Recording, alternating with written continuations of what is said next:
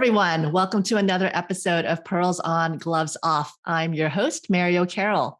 And with me today is Lisa Mango, Chief Legal Officer and General Counsel at One Medical. I am very excited to get into it with Lisa today because she is not only an amazing CLO of a company that we all know and that was instrumental to us getting through this recent pandemic and had to pivot to do everything very quickly with little information. And she was likely able to do that because she's a big believer in legal operations and technology.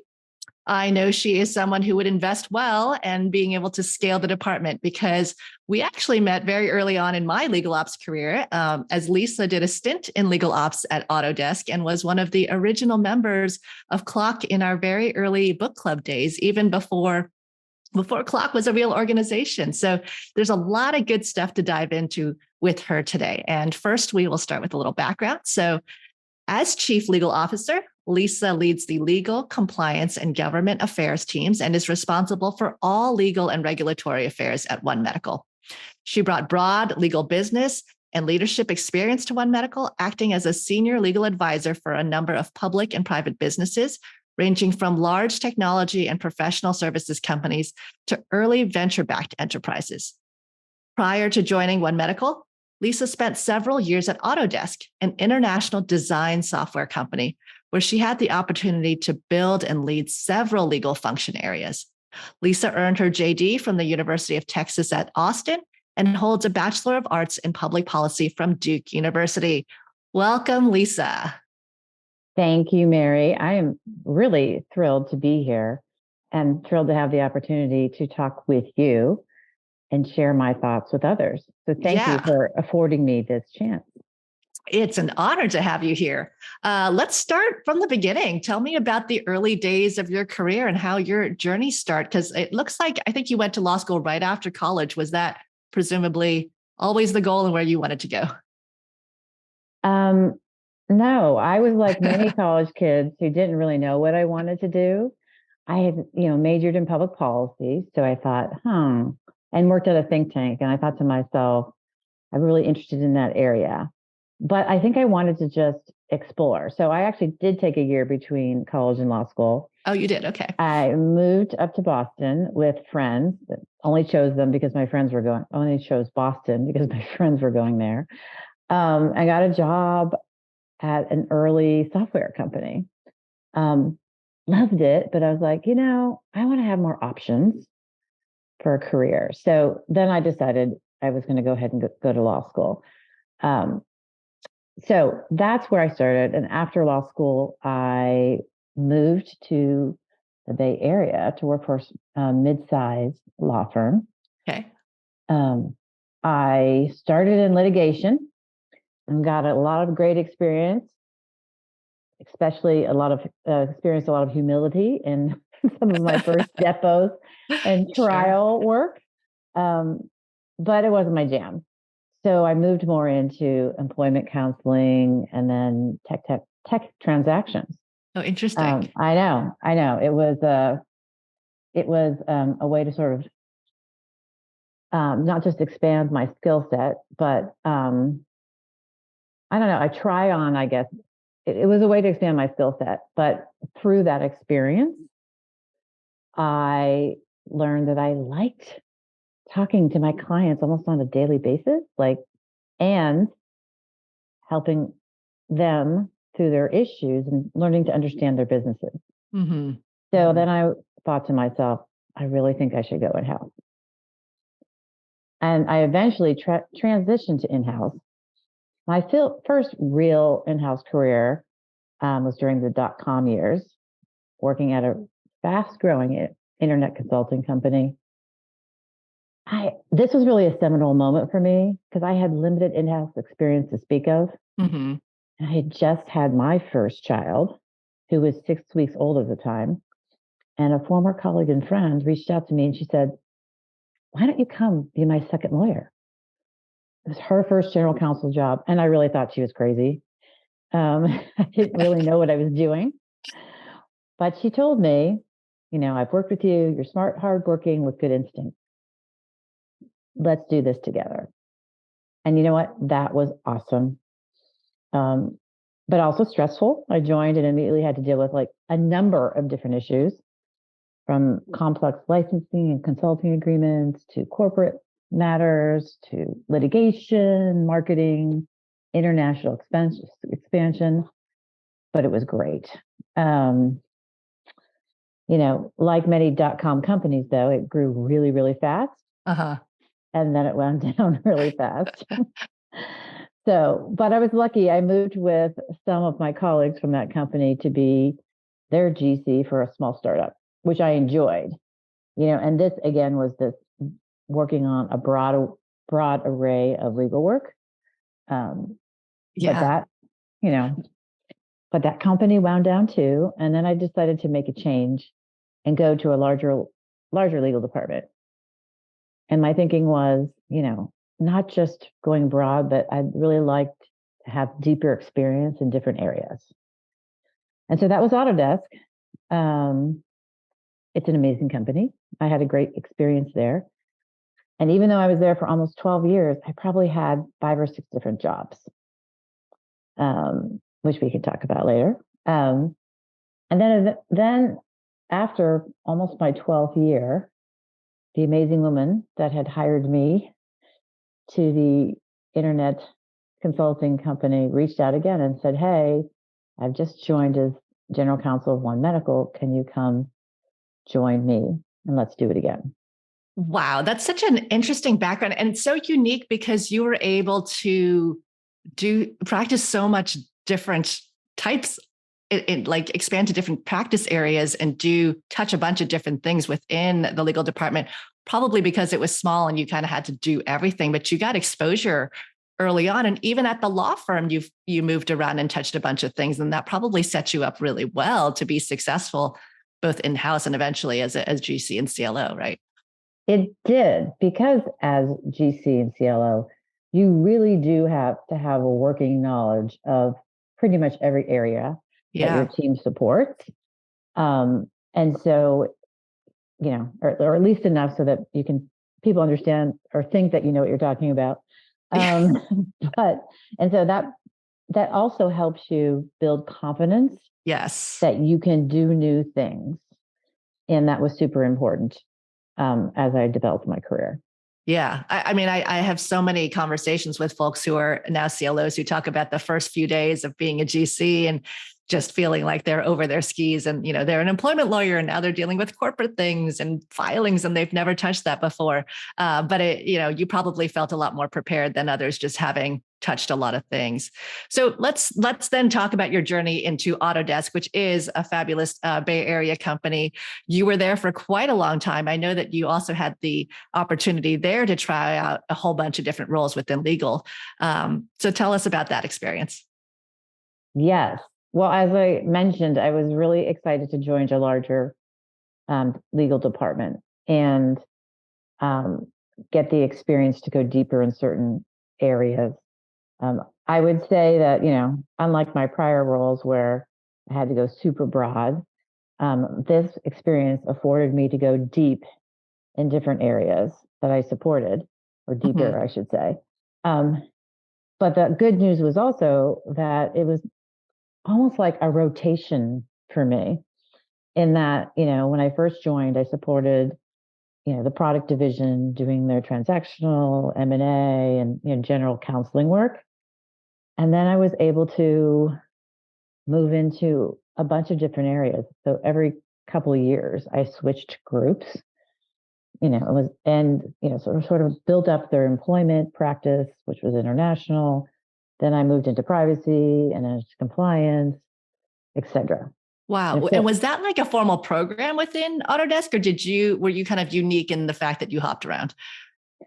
It was not a formal program. It was encouraged by the General Counsel to move into different areas. I think I was probably a little bit more proactive about it than others, because I really wanted to expand my knowledge set, build something up and implement it and then move on. Yeah, that's so great from a business continuity practice, from a professional development. And I know, having tried to put some of these rotation programs in place, that it is it is encouraged, but it's also very hard to do because you want your attorneys kind of ramped up and hitting the ground running, and everyone's super busy. And so every time people rotate, you kind of have to slow down for a moment before you can speed up again. But that's fantastic that you had that opportunity.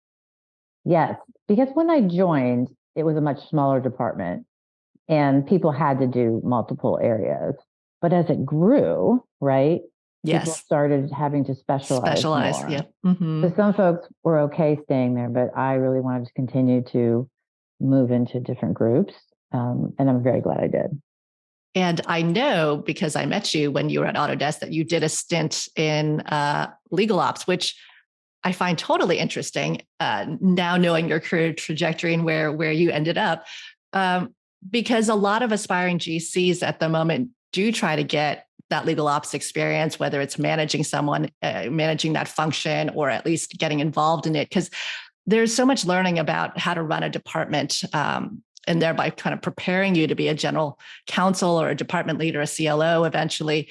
We all know that the role of the GC is so much more than it used to be, 10, 20 years ago. It's not about just being the top lawyer in the room. You're now tasked with budgeting and headcount and tech and strategy, right? All these things, the list goes on. And was that always kind of part of your plan? It sounds like you were already a general counsel in the past, but in preparing you to kind of be a larger company, GC and CLO, was that a conscious decision to kind of take a role, dabbling in legal ops and learning more about how to grow and scale and operate a department? Or was that kind of just happenstance?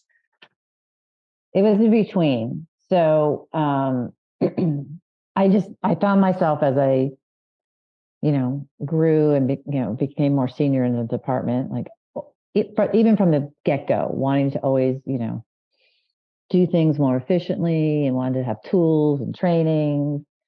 I had some early experiences helping out some folks on our team. Like we had an early contract management initiative that went horribly wrong. The standard, we bought the tool before we had any processes in place.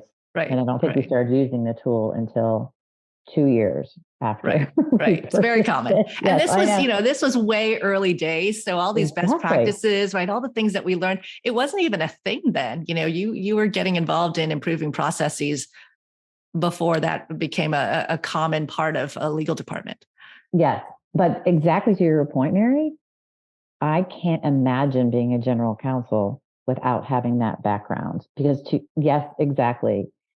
You are expected to be more than the top lawyer. Legal departments are expected to function more and more like all the other business units.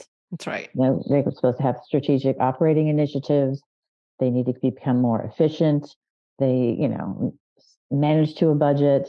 They are really, the larger your team gets, you really have to focus on org design and professional development. And I think without that experience and exposure, it would have been harder for me to do those things because I hired folks who were brilliant lawyers, but they didn't have a lot of legal department management. And so it was just helpful to be able to leverage my experience there to help build my team and to make it a really, in my experience or opinions, I should say, kick-ass legal team. Yeah. Yeah. And I think do you think it's surprising to a lot of folks who take that role for the first time as a leader of a legal department that so much of their job is about the infrastructure and the processes and the helping the rest of the department be able to work efficiently and well and improve the quality of their work through some of that foundational work? I think for many it is. If you come from a larger legal department, I think thanks to the work of you and many of our peers on clock, that's changing and people are starting to understand the importance. But for many folks who don't have that exposure, I think it is a surprise. They want to be the top lawyer, which often means spending quite a bit of time with your board, your CEO, and the executive team. And it's sometimes hard, particularly if you don't have experience in this role, to focus on these other, things that I view as just as important as advising, the executives. Yeah, absolutely. So going back to your days at Autodesk, then did someone at the top kind of say we have challenges, we need to improve things, we need technology, or was that something that just organically happened as it often does? And were you playing a hybrid role? Did you raise your hand? Like, how did that all happen? I know I'm trying to remember, but I will tell you, um, I felt like I was always asking about, how can we do this better? What Yeah, tools can we develop? What kind of professional development opportunities should we create for the team? And so I learned somehow that there was legal ops. That was a thing. And, coincidentally knew Lisa Connie who's also a legal ops person on Clock. I knew her from one of my employment benchmarking groups. And I got in touch with her and she said, "Oh yeah, if you're interested in learning more about it, come to a Clock meeting." And it was at that first Clock meeting, which was a smaller group then, that I learned so much, I should say. And I think one of the individuals handed me a presentation and said, "Here's the presentation you need to make to your general counsel, yep, to create this role." So, and it worked. Now I still had a hybrid role. I still was supporting a product division, but I did start building out legal ops processes and eventually hired, I think, 3 folks to be on yeah, a it's legal amazing. ops team that I also worked with. So, and honestly, some folks that I was working with, my colleagues, were like, "That doesn't seem like a substantive area that you should go into. Like, if you really want to move up, Yep. why are you doing that?" And I didn't have a great answer for that, except for I just feel like this is important to our department. And I was really interested in it. I can geek out on legal ops. Yeah, yeah, that's awesome. That's why we're friends. I know, exactly. And sometimes when I start talking about it on my team now, they start rolling their eyes. They're like, "Oh, she's going to go start talking about Clock again and tell us those stories." But in any event, so it just sort of happened organically for me. And, once I joined One Medical, I felt, I was thrilled that I had had that experience because now it was me, doing these types of things. Yeah. Yeah, it is common. I think Steve Harmon is another early legal ops person who was at Cisco, who's also now a general counsel, and he has a story he tells of when he was first tapped to take on the hybrid role and also kind of own legal ops, and he said to his GC at the time, "What did I do wrong?" Almost like there's Right. this perception that if you want to move up, should you be looking at legal ops? And yet, when you look back now, there are so many general counsel who are very successful, or CLOs who are very successful in their roles now in building out some of the leading, most innovative legal departments out there because they did take a moment to get involved and roll up their sleeves and get involved in some of looking at the foundation of how their previous legal departments could be scaled and what technology could be put in place and how to operate it, what roles to hire to help with the efficiency and the improvement in quality and balancing budgets and such for the organization. So I think that there is still that perception of like, what is this role? Why are you doing it? And yet I think I'd love, that we're here talking today because so much education still needs to take place about the value that it has, the impact that it has, and how it really does set you up, really well for the next part of your career if you are going to take that leadership role. I know when I was at Google, our team bounced around quite a bit under various deputies of the general counsel over the years. And everyone who kind of became the person who owned legal ops for a moment has moved on and is a very prominent general counsel or CLO at some big tech company in the Bay Area. So very proud of that fact. And I do think it is very important to helping people prepare for the next step. So let's move on then. So now you are prepared, you're ready to take on the world. And as you mentioned, you got tapped again by this amazing friend who's taken you around from company to company, and you end up at a place called One Medical. So tell me about your story there. Yes. So, having, worked and practiced in many areas, I felt fairly comfortable, when she asked me to join. And her view was like, I want you to build out the legal team and the functions while I focus on strategic work. And someday, you're likely to be the general counsel here. So I was excited to join. I like learning new things. So I joined. There was myself, the GC, and a very junior lawyer. She'd come right out of law school working there. And I probably walked in the door and was thinking, okay, good. I got this. I know employment, litigation, et cetera, et cetera. Well, boy, was I in for it when I realized I really didn't know anything about healthcare law. And healthcare law, in my humble opinion, is not super intuitive unless you've been around healthcare organizations before. Yeah, I bet. So that was a really steep learning curve because it's complicated, and it is at times, opposite of what you would do and expect in a tech company, right?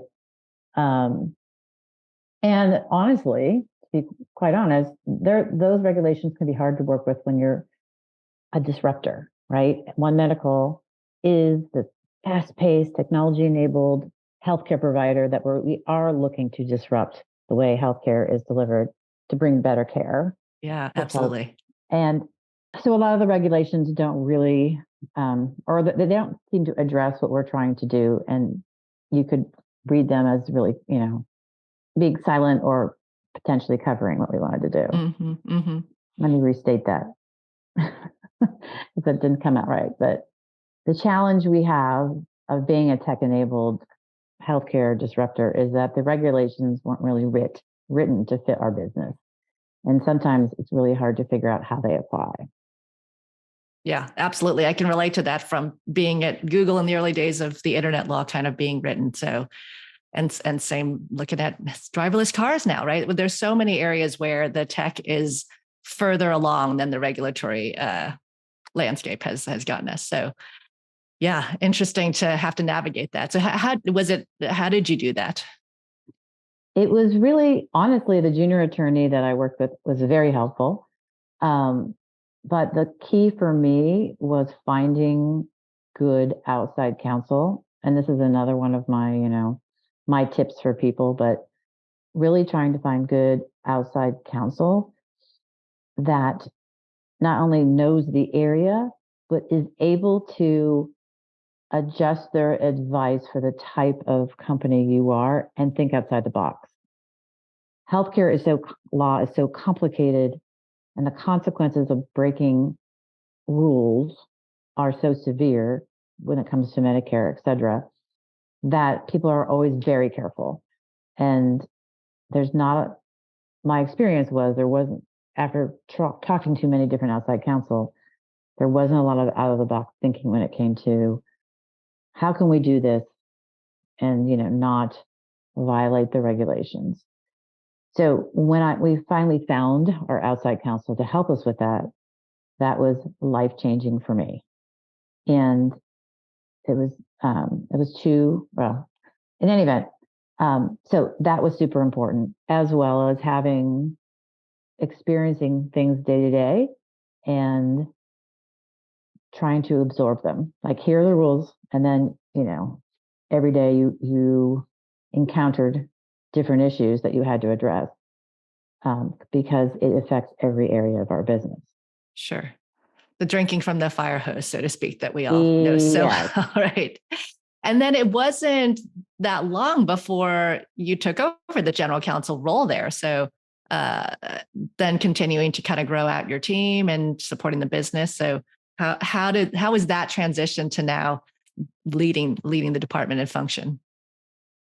On one hand, it was somewhat easy because I had been handling most of the day-to-day and growing the team and hiring the team and supporting the business. So that part was not as stressful. However, on the other hand, two things I think really stressed me out about the new role. One being just my expanded responsibilities in supporting the board and the CEO. Sure. Yeah. I had done support here and there, working with boards and the committees, but I didn't do it directly. And I also didn't have a ton of experience with these large corporate transactions, which we started doing within months of me becoming the general counsel, which included an IPO, a large acquisition of a Medicare business, and of course, just more recently, the Amazon transaction, right? Yes. That's a lot to happen. That's a lot to happen. So that stressed me out. The second thing was just, if I thought about it, which I try not to too deeply, is the level of responsibility which I was charged with, right? Like the buck stops with me when it comes to advising the board, CEO, and executive team, right? As well as managing a growing team that eventually, we added compliance and government affairs to our team. So there's no one else necessarily to escalate to and talk things over with, right? Like at the end of the day, the buck stops with me. So those two things were scary, but now looking back on it, taking this responsibility was really no different than the other times I had to learn a new thing. Well, I mean, higher stakes, but it's important to keep your perspective and confidence that you can do it. Well, and what you failed to mention during all this that was happening. So you're GC in 2018, you go public in 2020, you've got M&A stuff going on, but right after you go public in January of 2020, then the pandemic hits, and everyone's life was turned upside down. But One Medical, like, you guys were at the heart of it. I know that you became a household name to all of the U.S. given your involvement in kind of reacting and being a part of helping everyone get tested and all that. What was that like in trying to scale your organization and pivot to probably a completely unexpected, level of service and I don't know, offerings that you weren't planning on doing probably the day before? It was crazy. From the corporate perspective, we went public late January 2020. We were doing our first earnings release the middle of March, and we had no idea what to say because folks weren't coming into the clinics. Right. And that is, a significant portion of where our revenue is generated. Oh my goodness. And given the timing, nobody, folks had already reported their earnings in February, and most folks. And so there really wasn't a lot of guidance as what do you say? Yeah. And I remember sitting in that, in our conference room, reading the script, and we were crossing out and editing it like moments before. And our investor relations colleague was dying. She's like, you're supposed to record these in advance. And I was like, we're going to just have to go with the flow here. That being said, it was crazy, but it was also super inspiring because we had to pivot our business model and we had to figure out how to serve all of our members. Yeah. So we all, One Medical is very patient centric, and everyone at One Medical, but particularly our providers, are so mission driven when it comes to providing care. So they were like, what can we do? And of course, there were no real answers out there. The public health emergency, we were granted some exemptions, I should say, from certain rules. But many of the things we were trying to do weren't really even covered. Of course. Yeah. And we had, it was like we were in crisis mode, and we had 8 a.m. calls every day where people got in, the whole company got on, and we were trying to figure things out. I would say the leadership got on, not the whole company. Yeah. Yeah. But we did cool things. Within a couple of weeks, we rolled out testing. We were probably one of the first primary care organizations to do so. Yep. And I remember, like calling my friends who owned, events companies to see if we could, rent their tents and their air conditioners or their heaters and all the other things we needed to, stand up outdoor testing facilities. Yeah. Amazing.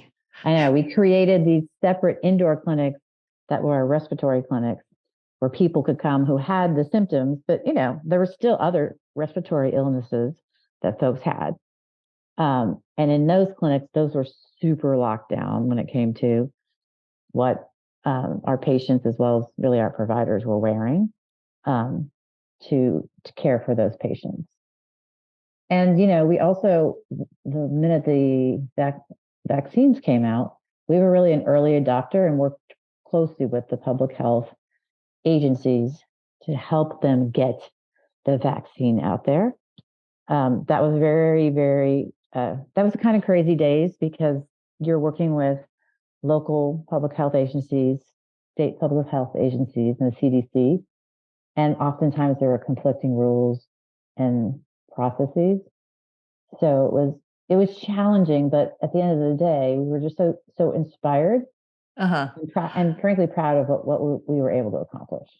Well, I cannot imagine how much work that took, and all after you just went public, which again is an astronomical amount of work. And you probably wanted to take a breather after that, and then COVID happened, and you had to gear up for all the things that followed that. And I remember you and I caught up, probably the tail end of getting everything under control. And you said, "I'm going on a sabbatical."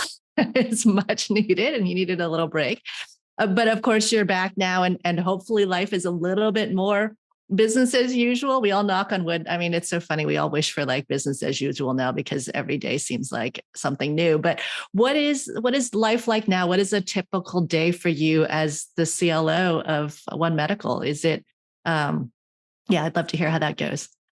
Sure. Well, I would say, yes, we have a sabbatical and that's an amazing benefit. But when I came back from sabbatical, we had just closed our large acquisition of the Medicare. No, the Medicare. Okay. The Medicare. And then Amazon. Yes. And then a few short months later, the economy changed again, right? And inflation and other challenges led to stock prices plummeting, particularly in our space.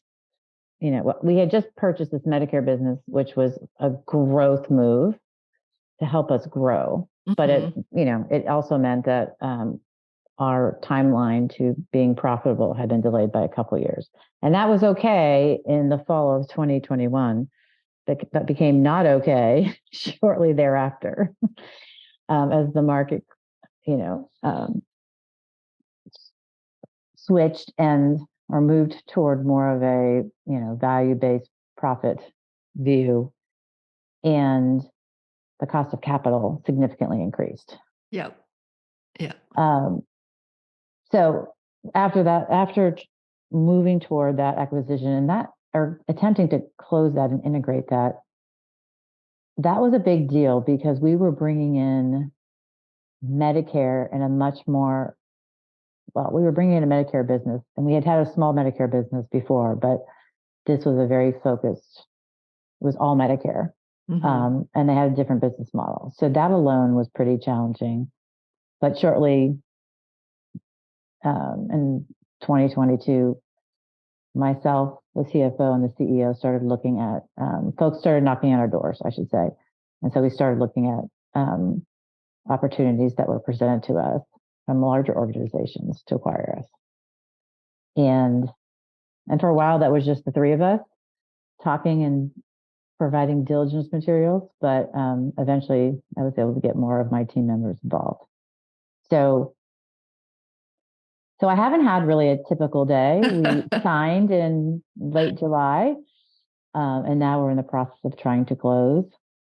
And that includes fun things like an FTC investigation and a bunch of other issues you have to deal with. But putting that aside for a moment, a typical day for me is there's nothing typical about my day. But what I would say is when I think about how I spend my time, Yeah. I'm still very much a working GC/CLO in the sense that, I don't have as much time as I would like managing. Mm-hmm. I'm still involved in day-to-day business issues. My CEO is very innovative and proactive and expects his direct reports to be that way. We are expected to really understand what's happening in our departments and what's going on with issues at a pretty detailed level. So, it is I'm involved even in some of the day-to-day stuff, so I can explain it and report it to him. Really the large part of my time is spent supporting the board and supporting my CEO. That being said, because I can't help myself, I do, with a growing team, I have built up a leadership team, and we are rolling out more policies and programs focused on org design, professional development. We are also focused on legal ops types issues like rolling out a contract management system. Yay. Which happens to be ironclad. Early on, actually, we did roll out a matter management / ticketing system to manage all the different requests that were coming in. And it's very metrics driven, and we report out on the metrics. Yep. And that, I think, impressed a number of my other peers in other functions because they hadn't really seen a legal department make those kinds of commitments. So we're working on, so I don't spend as much time as I'd like to managing the team and building these things out, but I don't have a choice anymore, right? As you mentioned earlier, legal departments are expected to operate like other business units. So we've got to be more efficient. We have to deliver work pursuant to SLAs or milestones. We have to develop strategic initiatives. And so the good news there is that has helped us focus on some of these legal ops and building out processes and integrating technology in to support our teams. And it's so great that you've had experience working in another company, seeing legal ops firsthand, really doing it yourself, but even the exposure to having worked elsewhere with a department that has that function, that has the technology and the tools, I think is really helpful, for someone who's in your role now. There's so many that I talk to, however, who have never really had experience working in a department with tech and tools or operations. So it's a concept that is new to them. They're hearing about it. I think they're getting pressure from their CEOs and their CFOs to modernize their departments, to be more innovative. But it's such a foreign concept of, why would I bring this person in? What will I tell them to do? What is technology going to do? How is that going to help me? Is it going to scare my lawyers? What would you tell them? What advice do you give to someone who's coming from that perspective? I think legal ops is not just a nice to have, it's table stakes these days. Yeah. And I think that I do understand the perspective because I have experienced it, that lawyers are different, legal departments are different than everyone else. We're professionals. We have our own way of doing things. And so it can be difficult to, change management is difficult with lawyers, with many people, but my experience has been that, people are used to doing things the way they're do them. Yes. They don't like having SLAs, right? Yep. You need to get this done by this. They don't understand why we need to have metrics often, measuring their performance. And, to the extent they're right, they're like, well, just because, X did 25 contracts, I only did 4, but they were really big and hard. Correct. Right. Yeah. And they're right. And so you work to accommodate that in, the KPIs and metrics that you build out that you report on. But from my perspective, when you're in-house, right, you're a cost center, you're not a revenue generator for the most part. Sometimes I make, arguments that to the extent we are supporting big transactions and sales efforts, that's not totally true. So we're part of that process. But in any event, when you're looking, it's hard to get extra budget. And so what I really tell my team is, let's make things more efficient and effective, leveraging processes and technology.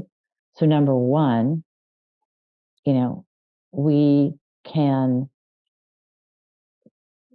build out our team and do the work that you want to do, right?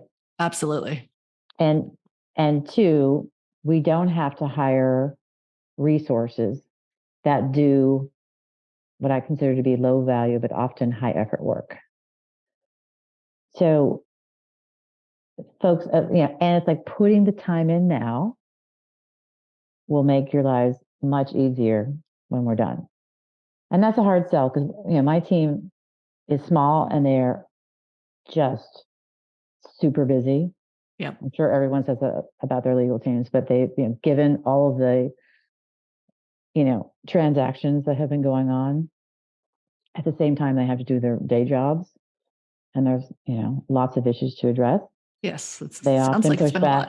a lot. Yeah. They push back, right? Even with our, contract lifecycle management project, they looked at me like, when do we have time to build out these processes? Let's just buy. There was two of my colleagues were just wanted to buy a system and figure all that out later. Yeah. And given my prior experience, I said, no. we can eventually license the system, but we need to spend some time thinking up front about how we want it to operate, what the processes should be. And they're lawyers. That was a foreign concept to them. They're like, Yeah. why? Yeah. But I think they've eventually come around to agree with me. So I wanted to share, like, one of my favorite experiences in legal ops was we did the 4-box grid exercise. Yes. Not the, HR oriented one, but the one where, you have 4 boxes, and on one axis it's high impact, low impact. On another axis it's high effort, low effort. Mm-hmm. And we put different tasks and things that we do into the different, boxes. And then you start with looking at your high effort, low value work and figuring out what to do with it. I don't know if I came up with this, but I've stuck with it, and it always gets an eye roll from my team. But I'm like, that upper left box, depending on how you set up your axes, is something that you eliminate, automate, delegate, or educate, right? Like, those are the things that I don't want us to be doing. Yep. Because you want to practice top of your license. So let's get you doing that, and let's try and get rid of this work. And that has helped. Going through that exercise with the team has helped develop sort of an understanding and buy-in to many of the processes that we've rolled out, like having a matter management ticketing system, like having, we are in the midst of implementing, contract lifecycle management within the team and throughout the company. That's great. I know the 4-box exercise you'd mentioned. You have value and effort as your axes. Another one that's very common is level of importance and urgency on the other axes. It's kind of the same idea, right? You find out where people are spending their time. And you also mentioned it's continuous improvement. It's not a one-time exercise. It's all about right sourcing. That's a word that I probably overuse, but really about optimizing the resources and where people are spending their time, what should be automated, what should be done by humans, what should be done by outside counsel, right? And that changes all the time. And so you just have to keep looking at that and figuring out what other levers you should continue to move to continue to optimize things. All fantastic lessons. Final questions, now that you've had a chance to be in this role for a long time, what are some tips that you'd give to others? What skills do you think are more important than they were just being a team member now that you're a leader in the department? Or, what can people do to prepare for that as their ultimate career journey? That's a great question. I would think that, honestly, part of my career journey was opportunistic rather than planned. But what I would say is the following. I think to the extent you can, exposing yourself to different areas of the law will always just make you a better lawyer. The other thing I continually talk to my team about is getting to understand the business is super important, because you can be a much better business partner if you understand what works for the business, what doesn't work, what the strategies are and projects are that are going on. And so, developing a business partner mentality can be super helpful, because that's when you really get into what I think is our most important job, is to develop solutions so the business can move forward with, limiting the risk, right? And so I think it's super important to understand the business. And honestly, we have a leveling document that we created, like, on career paths and what are the key competencies and knowledge that you need to have to move to the next step. And one of those categories is business knowledge. And so understanding the business that you're supporting, understanding the overall company's goals and strategies, I think is super important. Expanding and developing relationships outside. The two things that have really saved me in my journey, particularly when I have moved and switched to different areas, have been finding a group of peers that are doing it. I think it would shock non-lawyers to know that there are these peer benchmarking groups where lawyers get together, other in-house lawyers get together to share best practices, to discuss new developments, to help others, help their colleagues. Those have been so important to me, like my example with clock, I should say, because those people are here to support you, and they can give you and share their experiences and practical solutions. So I think that's key. Yeah, the power of community. Yep. And then finally, even the other piece is finding the best outside counsel you can. So as I mentioned, we found great healthcare counsel that have been with me on this journey and helped me work through, interesting situations where we're trying to do something no one has ever done. That was also true with me with respect to all the corporate and board stuff. I remember being on calls at the very beginning when we were doing this kind of complex VC/private equity investment. It was a big deal. And there were words that were being used at some of the calls that I didn't even know what they meant. You Google it on the side. I know. Well, no, yes. Or I was actually texting my outside counsel who was on the call. I'm like, what does that mean? What should I know? Yeah. And he spent so much time with me, educating me. And so that having that support system, peers, and a good outside counsel community is so important, I think, and, really sets you up for success. That is such fantastic advice.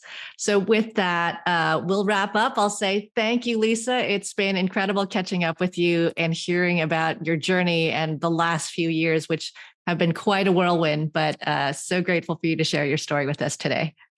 Thank you. It has been my pleasure, and I really appreciate the opportunity.